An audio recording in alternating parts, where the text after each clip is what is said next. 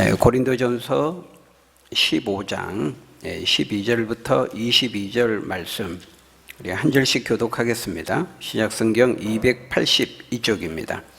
제가 12절을 읽습니다.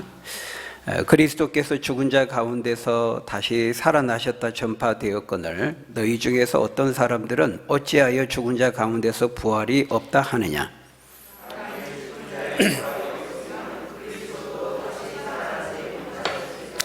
그리스도께서 만일 다시 살아나지 못하셨으면 우리가 전파하는 것도 헛것이요 또 너희의 믿음도 헛것이며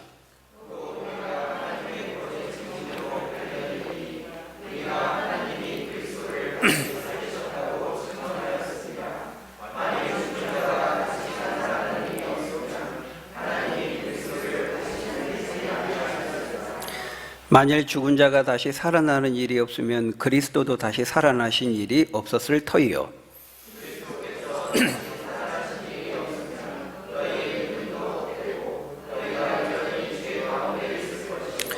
또한 그리스도 안에서 잠자는 자도 망하였으리니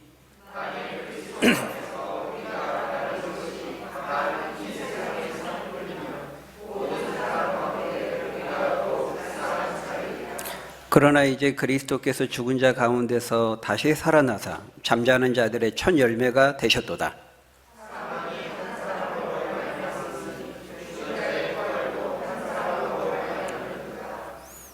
22절 같이 읽습니다.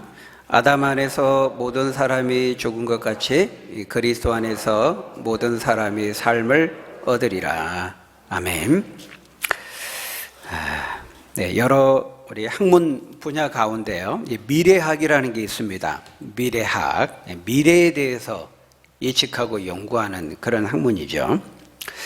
과거와 지금의 현재를 바탕으로 여러 각도에서 다가올 우리의 미래의 모습을 예측하고 또 그 미래의 모형을 제시하는 그런 이제 학문 분야가 바로 미래학입니다. 최근에 우리 인공지능이라고 그러죠. AI. 그 AI를 기반으로 한 그 챗 GPT라는 굉장히 요즘 화제입니다. 화두가 되고 있는데요. 여러분 챗 GPT 들어보셨는지 모르겠습니다. 그 챗 GPT는 뭐냐면 아주 쉽게 말해서 인공지능을 기반으로 아주 똑똑한 그 컴퓨터와 이제 대화를 하는 겁니다. 그러니까 이제 그 많은 양의 그런 책들, 우리가 한 사람이 평생에 몇 권을 읽을 수 있을까요? 근데 이 컴퓨터는 순식간에 엄청나게 많은 수십만, 수백만 권의 그 책을 다 텍스트를 섭렵하고 미리 학습을 시키는 거예요. 수많은 그런 정보와 그 빅데이터를 다 이제 공부 학습하게 한 다음에 그 똑똑한 이제 그 컴퓨터와 사람이 이제 질문을 하면 다 답변을 해주는 그 이제 대화를 하는 것이 바로 챗 GPT라는 것입니다. 이 챗 GPT에게 물어봤습니다. 미래에 대해서. 다가올 우리 10년, 몇십 년 후에 장차 그 다가올 미래에 사람들에게 주목을 받고 인기를 얻고 각광을 받을 그 직업이나 분야는 어떤 것이 될 것인가 이렇게 질문을 했더니 답변을 해줍니다. 예측을 하고. 또 반대로 지금은 사람들에게 인기와 주목을 받지만 이제 몇십 년 후에 사라지게 될 직업이나 그 분야는 어떤 것인가 이렇게 물어보니까 또 예측을 하고 답변을 해주는 것입니다. 그런데 과연 이제 그 미래에 대한 그 예측이 얼마만큼 정확히 맞을 것이냐 또 틀릴 것이냐 하는 것은 이제 그때 가봐야 알게 되는 것이죠. 아무리 똑똑한 인공지능이라 할지라도 수없이 많은 그런 정보와 빅데이터를 섭렵했다 할지라도 학습했다 할지라도 어때요? 그 데이터를 제공해주는 주체는 누구죠? 사람이거든요. 죄의 연약함을 가지고 있는 사람이 그 정보를 컴퓨터에게 주는 범위 안에서 그냥 학습을 하는 거니까 얼마나 정확할지는 이제 직접 가봐야, 그때가 돼봐야 알 수가 있는 것입니다.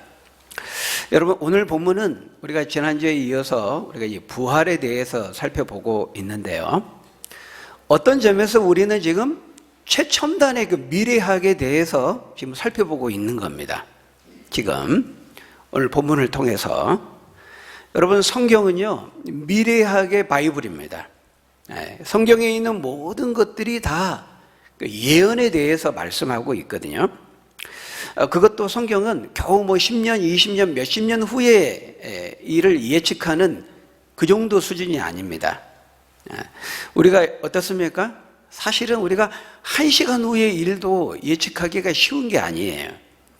1년 후의 그 일도 예측하는 게 쉬운 게 아닙니다. 우리가 한계를 가지고 있는, 연약함을 가지고 있는 존재라고 말하잖아요. 우리 인간이 한치 앞을 내다보지 못하는 존재거든요. 여러분, 하루 24시간 안에도 얼마나 많은 사건, 사고들이 일어납니까? 그죠? 매일 뉴스에서 쏟아지잖아요. 예기치 못한 그런 일들, 수많은 변수들. 언제 그렇게 갑자기 산불이 나가지고 모든 것을 태울 줄 누가 알았겠어요? 끌 수가 없는 겁니다. 근데 또 어떻게 갑자기 또 비가 내려가지고 다 자연 진화를 해줄 줄 또 어떻게 알았겠어요? 그런 것입니다. 우리가 실제적으로 이렇게 하루, 1년 그 정도도 예측하는 게 쉽지 않다는 거예요. 이번에도 보니까 우리 정부 기관이나 또 경제 관련 그런 전문 단체에서 이제 한 해의 경제 성장률을 예측하는 발표를 하잖아요. 근데 또 수정했더라고. 며칠 간격으로 계속 수정하는 걸 봤어요. 그러니까 그 경제 관련 최고의 전문가들이잖아요. 엘리트들이잖아요. 그들이 모여가지고 신중하게 논의하고 판단하고 결정하고 예측하고 발표하는데도 또 이번에 하향 수정했더라고요. 한 달도 안 됐어요. 그 발표. 근데 매번 수정을 하는 겁니다. 우리가 이런 걸 보면은 1년 단위로만 예측을 하는 것도 쉬운 게 아니라는 거예요. 근데 여러분, 성경은요, 몇십 년, 그 정도가 아니라는 거예요. 영원한 우리의 미래에 대해서 아주 담대하게 예측을 해요. 그것도 굉장히 디테일하게, 자세하게. 여러분, 1년도 어려운데 10년, 20년 기간이 길어지면 길어질수록 정확도는 떨어지는 거거든요. 근데 성경은 몇십 년 정도가 아니라는 거예요. 영원한 우리의 그 미래의 삶에 대해서 아주 담대하게, 머뭇거림 없이, 그것도 디테일하게, 매우 구체적으로 예측하고 예언하고 있다는 거예요. 미래의 우리의 그 청사진을 분명하게 보여주고 있어요. 여러분, 오늘 우리가 지금 살펴보고 있는 이 부활이라고 하는 이 주제도 장차 우리에게 미래의 어느 시점에서 일어날 일들에 대해서 지금 예측하고 예언하고 있는 거예요. 장차 우리의 미래 삶에 이루어질 그 청사진의 한 단면을 우리에게 보여주고 있는 것입니다. 장차 우리에게 주어질 미래의 삶이 어떻게 될 것인가 하는 것을 말씀하고 있어요. 여러분, 우리 그리스도인들은 어떤 사람들입니까? 장차 이루어질 미래에 대한 삶의 분명한 조망을 가지고 오늘을 살아가는 사람들이에요. 여러분, 똑같이 현재라고 하는 지금을 살면서도요, 어떤 사람은 당장 주어진 눈앞에 있는 그 현실만을 보며 사는 사람이 있습니다.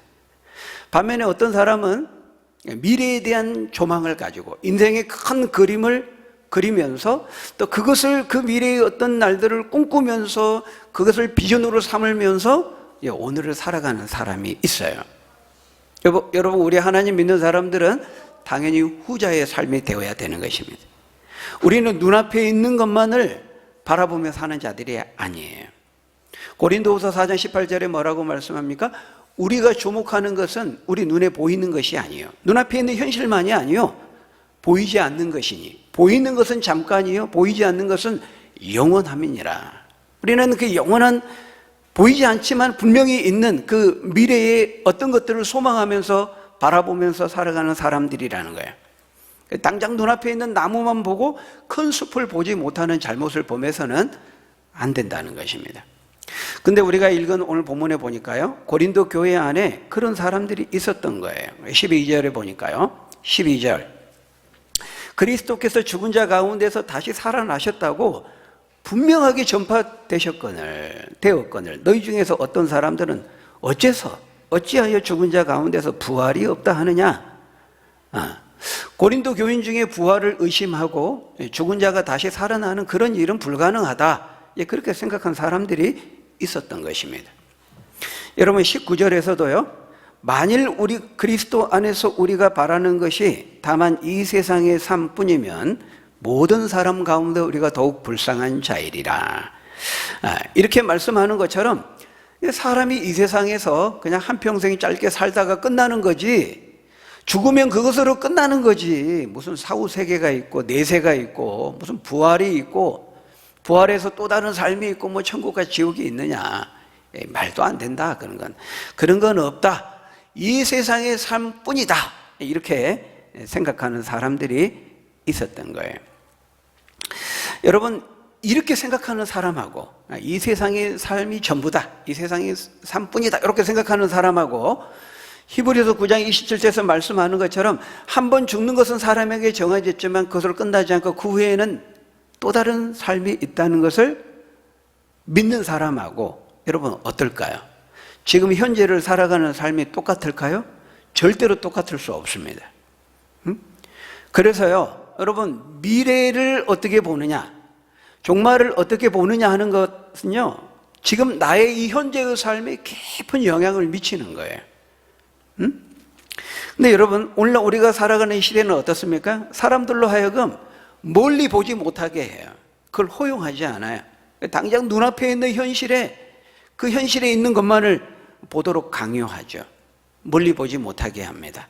차분히 멀리 내다보지 못하게 해요. 이게 사단의 전략이거든요. 여러분 어떻습니까? 우리가 멀리 보면요, 그것을 꿈꾸게 돼요. 그걸 소망하게 돼요. 사단은 그거 싫어해요. 우리가 멀리 어떤 소망을 가지고 꿈을 꾸고 비전을 가지고 이렇게 살아가는 거 사단은 싫어해요. 눈앞에 있는 것만을 보면서 살아가기를 원한다는 거예요. 끊임없이 더 빨리, 더 급하게, 더 바쁘게 정신없이 만드는 거예요. 그러니까 눈앞에 있는 현실만을 보게 하고 그것에 매몰되게 만들고 주어진 환경과 상황에 집착하게 만들고 거기에 함몰되어 살아가도록 사단은 전략을 세우는 거예요. 더 저 멀리 부활의 소망 가운데, 천국의 소망 가운데 바라보며 살지 못하게 하는 것이 사단의 전략이라는 거예요. 여러분, 저는 이제 대부분 다 이렇게 늘 이제 운전을 하고 다니는데요. 웬만큼 이제 차를 타고 다닐 수 있는 거리도 사람들이 이제 걷잖아요. 근데 저는 웬만큼 걸어 다닐 수 있는 거리도 차를 타고 이제 주로 다니는 편인데, 근데 이제 가끔 이제 아내가 이제 운전을 하다 보면 제가 조수석에 앉을 때가 있거든요. 그러면요, 놀랍게도 안 보이던 것이 보이기 시작해요. 못 보던 것이 보이기 시작합니다. 저기 저런 게 있었어? 근데 이제 1년, 2년 전에 이미 있었다는 거예요. 근데 여러분, 운전하고 가면요, 차 꽁무니 보고 따라가잖아요. 주변을 봐도 빨리 지나가기 때문에 차분히 주변을 인식할 여유가 없어요. 그러니까는 못 보는 겁니다. 근데 조수석에 앉아서 보니까 이제 차분히 이렇게 보잖아요. 안 보이던 것이 눈에 들어오게 되는 것이죠. 여러분, 사단의 전략도 마찬가지라는 거예요. 우리가 항상 당장 눈앞에 있는 그 현실, 내 앞에 주어진 삶의 상황과 환경, 나를 둘러싸고 있는 삶의 환경과 환경만을 보게 해요. 그리고 그것만을 보게 하고 그것이 전부인 것처럼 생각하며 살게 만드는 것이죠. 근데 여러분, 오늘 본문을 통해서 하나님 뭐라고 말씀해요? 아니다, 부활이 있다, 우리에게 이렇게 말씀하고 있어요. 이 땅의 삶의 끝이 아니다, 전부가 아니다, 죽음 이후에 또 다른 삶이 있다, 그것을 봐라, 우리에게 말씀하고 있어요. 결코 이 세상의 삶뿐이 아니라는 겁니다. 거기 19절에 뭐라고 말씀하고 있어요? 만일 그리스도 안에서 우리가 바라는 것이 다만 이 세상의 삶뿐이면 모든 사람 가운데 우리가 가장 불쌍한 자이리라, 이렇게 말합니다. 그렇죠, 여러분? 정말 부활이 없고 천국과 지옥이 없고 이 세상의 삶 한평생 사는 것을 끝난다면요, 누가 제일 불쌍한 자예요? 교회 다니는 사람, 예수 믿는 사람들, 제일 불쌍한 자라는 거예요. 그래서 오늘 본문은요, 가정을 하는 겁니다. 만일 부활이 없다고 한다면은 어떤 결과가 주어질 것인가? 13절에 보니까 만일 죽은 자의 부활이 없다면은 그리스도도 다시 살아나는 일이 없었을 것이다. 그러니까 부활이라고 하는 것이 애초에 없다면, 그런 것이 존재하지 않는다면은 예수 그리스도도 다시 살아나지 못했을 거라는 거예요. 근데 너희들 어떻게 설명할 거냐? 근데 예수님이 부활하지 않았느냐? 내가 명백히 봤다는 거예요. 나뿐만이 아니죠. 지금 사도 바울뿐만이 아니죠. 12사도뿐만이 아니죠. 몇 명이라고요? 최소한 500명 이상이 봤다 이 말이죠. 그럼 너희들 어떻게 설명할 거냐? 부활이라는 게 애초에 존재하지 않았다면은 예수님이 부활 못해야 되는데, 예수님 너무 명백하게 부활했는데, 내가 봤는데 500명이 넘는 사람들이 봤는데, 그러면 어떻게 설명할 것이냐? 함께 부활하신 주님을 보고 만난 사람들의 그 다수가 지금 살아있다. 지금 바울이 고린도전서를 이 서신을 쓰고 있는 그 당시에도 함께 자신과 같이 부활하신 주님을 봤던 500명이 넘는 그 사람들 중에서 거기 6절에 보면요, 지난 시간에 우리가 봤죠? 지금까지 살아있는 사람도 있고, 예수님 부활하신 주님을 본 다음에 죽은 자도 있다는 거예요. 근데 여기도 보니까 잠들었다 이렇게 표현하죠. 죽었다 이 말입니다. 그렇기 때문에 지금도 살아있는 사람, 그 증인 중에 살아있는 사람, 내가 어떻게 거짓말을 하겠느냐 이거예요. 많은 증인들이 있는데 내가 거짓말 못한다 이거죠. 여러분, 또 14절에서 계속 말씀합니다. 만일 부활이 없고 그리스도께서 다시 살아나지 못했다면은 우리가 전파하는 것도 다 헛것이고 헛된 짓이고 너희 믿음도 헛것이고 우리가 하나님의 거짓 증인으로 발견되리니 우리가 하나님이 그리스도를 다시 살리셨다고 증언하였습니다. 그렇죠? 그 교회 다니는 사람들 다 거짓말하는 사기꾼들이에요. 최고의 사기꾼은 누구죠? 목사입니다. 목사는 최소한 일주일에 한 번을 간격으로 가짜 뉴스를 퍼뜨리는 사람이에요. 늘 예수님이 십자가에 죽으시고 3일 만에 부활했다는 것을 설교하고 전도하고 전파하니까 최고의 사기꾼은 목사가 되는 거겠죠. 여러분, 그뿐만이 아닙니다. 그 17절에 보면요, 만일 그리스도께서 다시 살아나신 일이 없으면은 너희의 믿음도 헛되고, 계속 반복되죠. 그 다음에 뭐라고 말씀하고 있어요? 너희가 여전히 죄 가운데 있을 것이라. 18절에서는 또한 부활이 없다면은 그리스도 안에서 잠자는 자도 다 망했을 것이다 이렇게 말하고 있어요. 그리스도 안에 잠자는 자는 누구죠? 먼저 예수 믿고 죽은 사람들. 근데 여러분 참 독특하죠? 성경은요, 그리스도 안에 죽은 자들을 죽었다고 표현하지 않아요. 아까 바로 앞에 6절에서도 잠들었다고 말하잖아요. 여기서도 지금 그리스도는 잠자는 자라고 말하고 있잖아요. 죽은 자들을 이렇게 잠으로 표현하고 있어요. 이거 성경만의 독특한 표현입니다. 예수님이 죽은 자를 살릴 때도 다 죽었다고 울고불고 난리인데 예수님이 뭐라 그랬죠? 아니다, 잔다 이랬습니다. 잔다. 그러니까 이 죽었는데 잠으로 표현하고 있어요. 왜 이렇게 표현할까요? 부활을 함축하는 말입니다. 여러분이 잠을 자면 어때요? 반드시 깨잖아요. 깰 때가 있다는 거거든요. 그러니까 이제 죽었지만은 사실은 영적인 측면이 자는 거예요. 다시 부활할 때가 있다는 것을 말씀하고 있는 거예요. 성경만은 굉장히 독특한 표현이죠. 부활은 반드시 있다는 겁니다. 예수님이 죽은 자를 살리셨다는 것도 그 부활이 있다는 것을 보여주는, 암시하는 것이고, 자신이 직접 죽고 살아나셨잖아요. 성경은 죽음을 자는 것을 표현하고 있어요. 성경만이 그 독특하게 표현해요. 그리고 여러분, 왜 부활이 그럼 없게 되면 우리가 여전히 죄 가운데 있을까요? 부활하지 못했다면 왜 우리가 여전히 죄 가운데 있죠? 지난 시간에 다 말씀을 드렸습니다. 여러분, 주님이 부활하셨다는 것은 죽음을 이겼다는 거잖아요. 근데 그 죽음은 어디로, 뭐 때문에 와요? 죄 때문에 와요. 죄의 삭은 사망이라. 그러니까 죄 때문에, 죄의 결과로 사람이 죽게 되고 사망하게 되잖아요. 근데 예수님이 십자가에 죽기는 하셨는데 부활을 못했다 그러면 예수님의 죽음도요, 수없이 많은 사람들의 그 죽음과 똑같아지는 거예요. 특별한 죽음이 될 수가 없는 거예요. 예수님은 부활하셨기 때문에 그 나사렛 예수, 십자가에서 죽은 그 예수가 특별한 예수고 특별한 죽음이 되는 거예요. 그 당시 이스라엘에 예수라는 이름이 많았어요. 예수님이 부활하지 못했다 그러면 여전히 우리는 죄 가운데 있어요. 왜? 예수님이 죄의 문제를 해결하지 못한 상태로 남아있는 것이 되거든요. 그래서 여러분, 그 예수님의 죽음이라는 것은 우리의 모든 죄를 위한 죽음이라는, 그 대속의 죽음이라는 것을 보여주는 것이고, 부활은 뭐냐면 예수님이 바로 우리의 그 죄를 위한 대속의 죽음을 완성하셨다는 것을 확증해서 보여주는 사건인 거예요.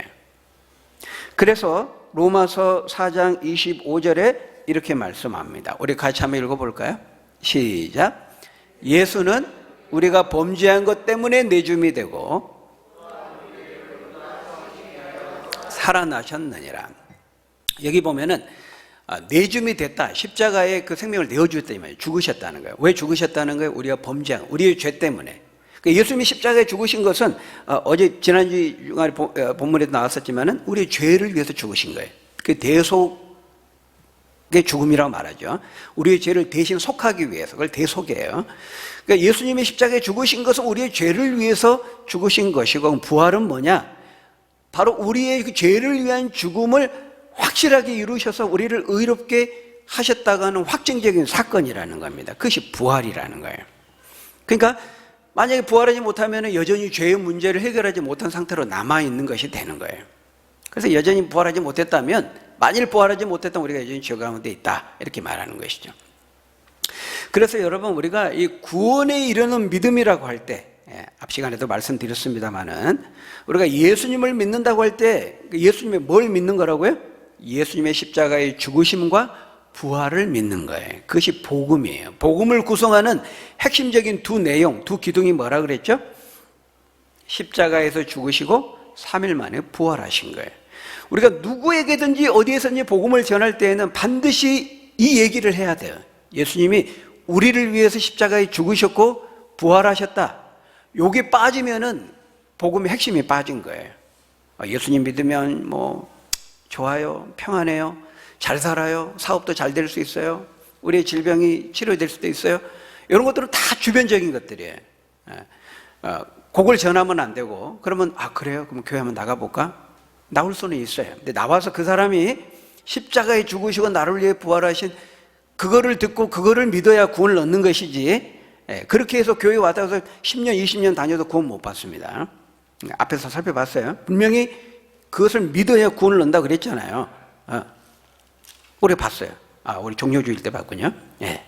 그렇기 때문에 십자가에 죽으시고 3일만 부활하신 이것을 믿는 건 너무 중요해요. 근데 여러분, 그 19절에 보면 만일 그 부활이 없다면은 왜 우리가 가장 불쌍한 자들일까요? 너무 당연한 거죠. 우리 주어진 이 짧은 인생을 우리가 부활을 위해서 투자하고, 그 부활하신 주님을 예배하는 데 투자하고, 그 부활하신 주님을 전도하는 데 투자하고, 거룩하고 경건한 삶을, 그 부활의 주님을 만나기 위해서 우리가 거룩하고 경건한 삶을 살아가잖아요. 오늘의 나에게 주어진 이거 짧은 인생을 거기에 우리는 다 투자하잖아요. 근데 부활이 없다? 다 가짜다? 그러면 그건 우리가 지금 헛된 짓을 하고 있는 거예요. 오늘 우리가 이렇게 예배 드리는 것도 지금 쓸데없는 짓 하는 겁니다. 부활이 없다 그러면. 차라리 믿지 않는 사람들처럼 오늘을 즐기자, 먹고 마시고 즐거워하자, 이렇게 사는 게 훨씬 지혜로운 거죠. 부활이 없다면은, 천국과 지옥이 없다면은 우리가 무엇 때문에 이렇게 와서 시간 버리고, 우리 예수 믿는 것 때문에 때로는 믿지 않는 사람들 사이에 왕따도 당하잖아요. 조롱과 핍박을 당하잖아요. 심지어는 죽기도 하잖아요. 다른 사람들 주일 되면 늦잠 자고, 이 배낭 메고 골프 치러 가고, 놀러 가고, 여행 가고, 피크닉 가는데, 우리는 평일날 열심히 일하고 피곤한 몸 이끌고 주일날 오잖아요. 1시간 동안 꼼짝없이 앉아있잖아요. 그죠? 물론 잠깐 일어섰다 앉기도 하지만, 교동만 할 때 일어나지만 다 앉아있잖아요. 꼼짝 못하고. 이렇게 와서 그냥 옵니까? 또 헌금도 하고, 또 예배 끝나면 또 봉사도 하고, 떡볶이 전도도 하고, 막 주일학교 교사도 하고, 힘든 일이 얼마나 많아요. 근데 부활이 없다 그러면 죄송하지만 다 헛짓거리 하는 겁니다. 그게. 그렇잖아요. 그러니까 부활이 없다 그러면은 제일 불쌍한 자들이 예수 믿는 저와 여러분들이라는 거예요. 근데 여러분, 그럼에도 불구하고 우리가 그런 것들을 정말 기쁨으로 여기고 그 모든 것들을 감사하는 이유가 뭐예요? 부활의 소망이 있기 때문이죠. 이 땅의 삶이 끝이 아니라는 거예요. 이 땅의 삶이 전부가 아니고 저 세상의 삶이 있고 또 다른 삶이 있다는 것을 우리가 알기 때문이에요. 언젠가 재림을 통해서 완전한 그 하나님 나라에 우리가 들어가서 주님과 얼굴과 얼굴을 대면하면서 하나님이 주시는 이 영원한 그 교제와 안식에, 완전한 안식에, 영원한 안식에 우리가 들어가서 영생 복락을 누리게 될 것을 우리가 알기 때문에 그렇게 하는 것입니다. 여러분 걱정하지 마세요.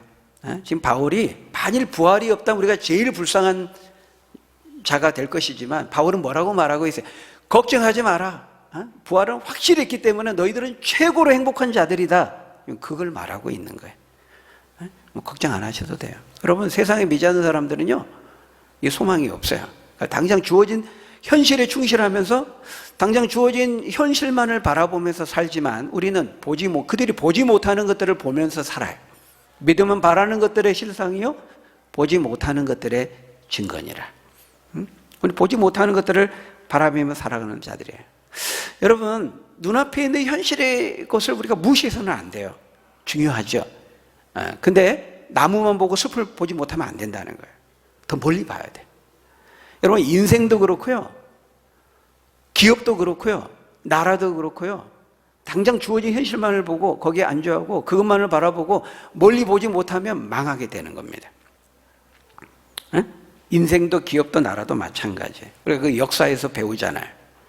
여러분 임진왜란, 그 임진왜란이 일어날 때도요 그때 보면은 그 율곡이이가 미리 10년 후를 내다보면서 그 10만 양병설을 주장했잖아요. 네, 선조왕을 비롯해서 아무도 조정 대신들이 그걸 듣지 않았습니다. 왜냐하면 당장 그 주어진 현실이 한동안 전쟁이 없었거든요. 너무 평화로웠거든요. 받아들이지를 않은 겁니다.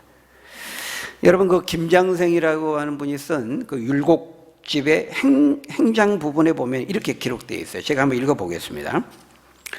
한 번은 경연에서 율곡이이가 말하기를, 이 경연이라는 거는 그 왕과 조종 그 대신들이 중신들이 이제 모여서 국사를 논하고 또 왕을 또 가르치기도 하고 배우기도 하고 토론하는 그런 자리를 우리가 경연이라고 하는데요.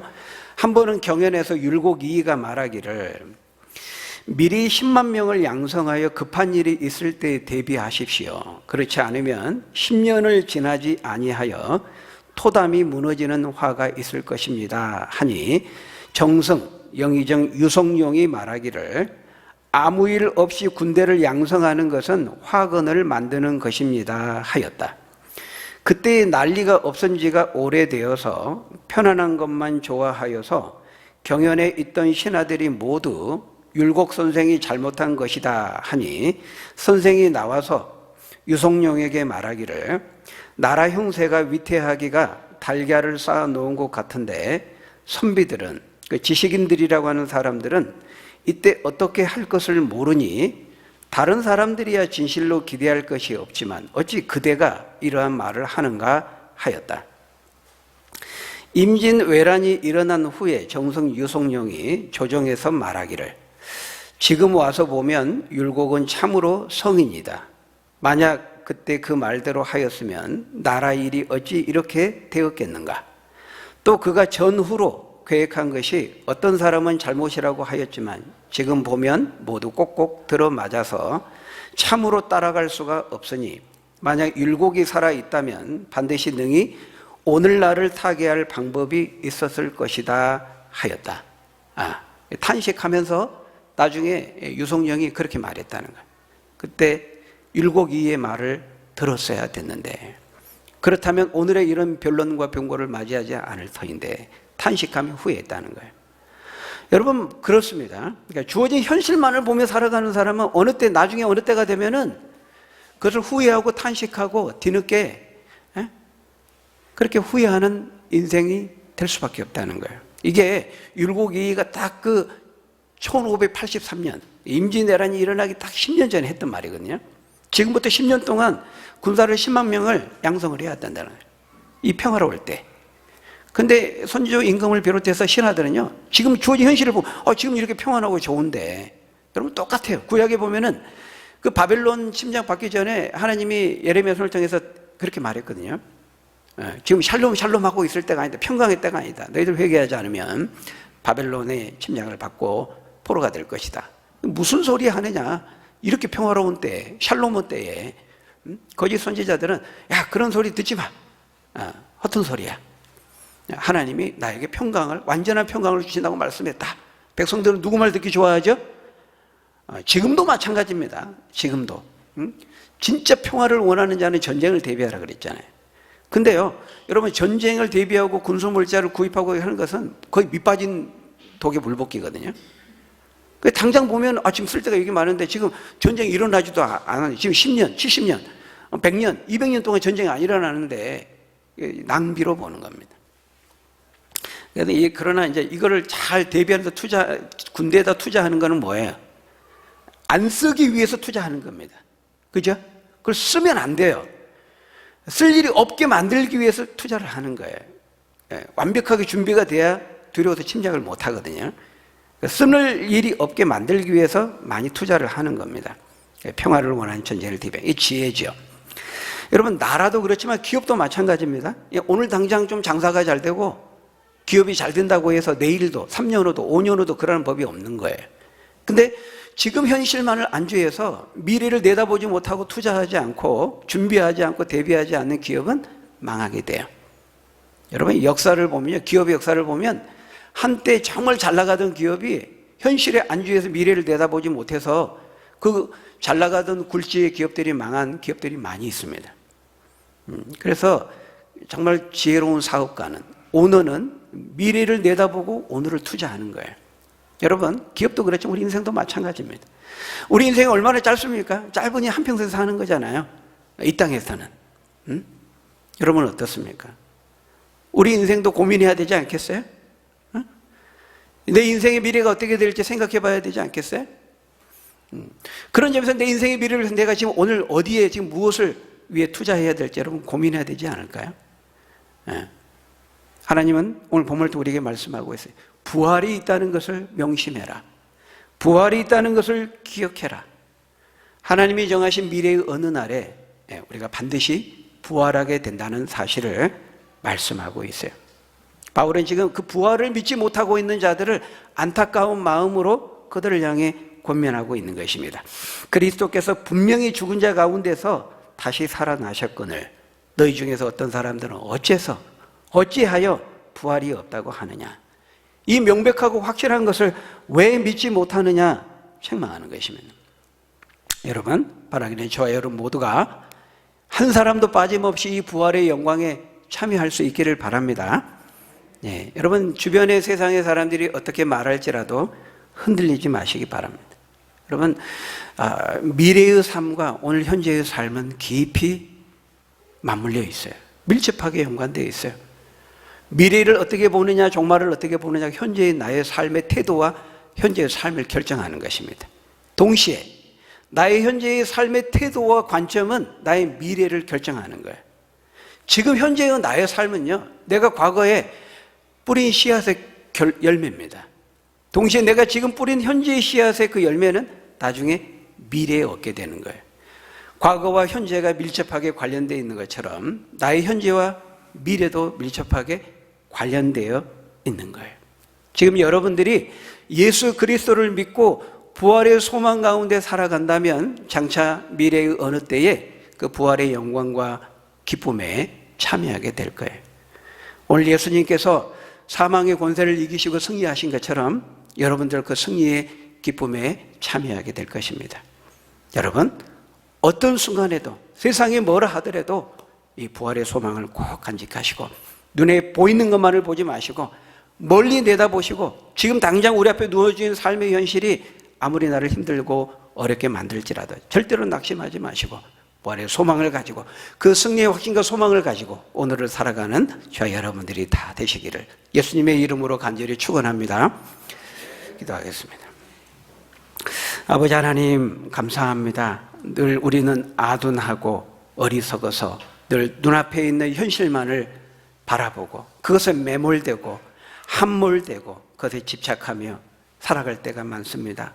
하나님 이 성경 말씀의 지혜를 통해서 우리가 멀리 볼 수 있게 하시고 인생의 청사진을 분명하게 그리고 큰 그림을 그리면서 목적 없이 표로하는 배회하고 방황하는 믿지 않는 사람들과 살지 않게 하시고 그들이 보지 못하는 영원한 것을 바라보면서 그것을 소망으로 삼고 그 꿈을 꾸고 인내하고 기다리며 오늘 주어진 삶이 어떠할지라도 절대로 낙심하지 말고 그 소망 가운데 승리 가운데 참여할 것을 확신하면서 오늘 믿음으로 승리하며 살아가는 우리 모두가 될 수 있도록 하나님 축복해 주옵소서. 예수님 이름으로 기도하옵나이다. 아멘.